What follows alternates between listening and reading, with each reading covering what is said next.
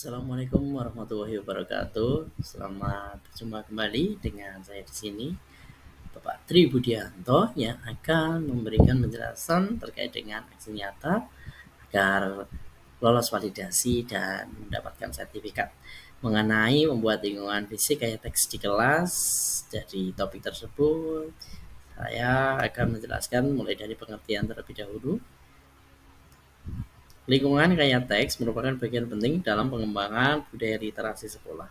Artinya kita membuat untuk meningkatkan literasi agar anak-anak semakin semangat dalam berkarya, semakin semangat dalam mengembangkan pengetahuan, dengan di situ banyak informasi-informasi yang dapat memberikan dampak positif bagi semangat belajar anak. Fungsi lingkungan kaya teks di sekolah itu akan menyediakan teks cetak yang digunakan untuk berbagai tujuan, seperti halnya ada bagan, struktur organisasi, terus jadwal piket, jadwal eh, pelajaran dan lain sebagainya, membantu siswa mengembangkan pengetahuan tentang bagaimana huruf, kata, kalimat, dan teks berfungsi, mendorong interaksi antara guru dan siswa dengan cara menciptakan lingkungan kayak teks bersama-sama. Artinya di sini anak-anak itu untuk melatih untuk mengenali huruf ya, apalagi ini anak-anak yang masih di kelas 1, kelas 2 itu sangat penting ya, untuk di situ ditempel yaitu huruf tegak, ada huruf hijaiyah dan angka dari 1 sampai 100. Ya, kalau kelas 2 udah mulai perkalian ditempelkan di situ. Dan yang ketiga itu ini untuk mendorong guru dan siswa untuk menciptakan lingkungan teks. Jadi hasil anak setelah dia itu menuangkan ide gagasan di dalam tulisan bisa ditempelkan di mading kelas seperti itu.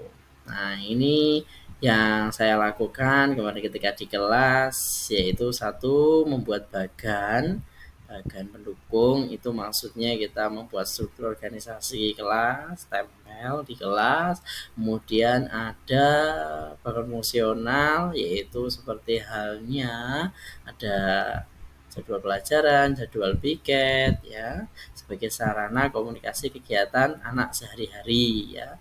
Seperti halnya ada gambar, emoticon ya, ketika mau masuk harus senyum, apakah mau jabat tangan atau peluk. Nah, itu boleh ya, bagian fungsional. Selanjutnya ada bahan kaya teks yang dibuat bersama oleh guru dan siswa, yaitu membuat suatu kreasi dari kertas yang di situ dibuat bunga. Nah, ini termasuk bentuk kayak teks di kelas, tidak hanya bentuk tulisan namun juga bentuk hasil karya anak juga termasuk kayak teks ya. Pajangan tulisan siswa ya, ini ada mading yang itu ditampilkan dari hasil anak-anak melakukan atau menuangkan ide tadi ya, dari literasinya, kemudian saling membaca satu dengan yang lain. Oh, tadi saya menulis seperti ini, kamu menulis seperti itu. Nah, intinya saling memberikan informasi sehingga kelas bisa memiliki beragam informasi yang sangat menguntungkan bagi siswa. Selanjutnya ada kata-kata motivasi ya, seperti halnya jargon pendidikan kita, yaitu ing ngarso sung tulodo, ing madya mohon karso, dan tuturi handayani.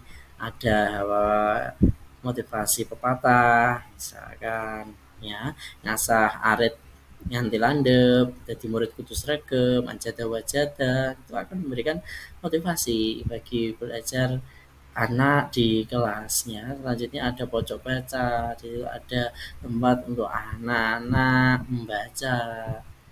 Selanjutnya inilah hasil dari dokumentasi yang saya lakukan. Ada jadwal piket, ada jadwal pelajaran, ada bagan, ada hasil karya anak.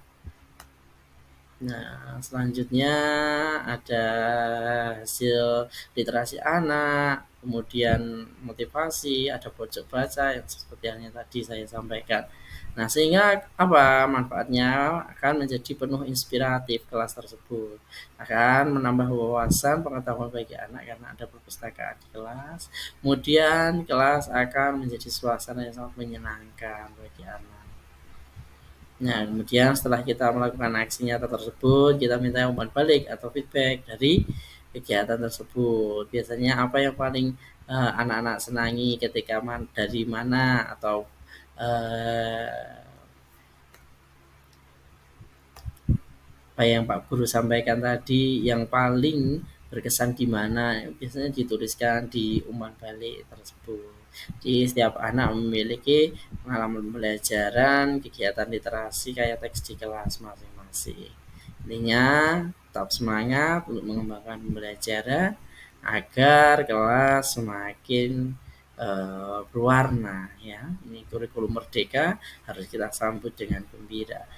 Mungkin itu dulu, silahkan subscribe bagi yang belum subscribe, dan tunggu konten-konten Pak Guru selanjutnya. Semoga bermanfaat, silahkan berkarya, bisa di ATM, amati, tiru, dan modifikasi di kelas kalian masing-masing.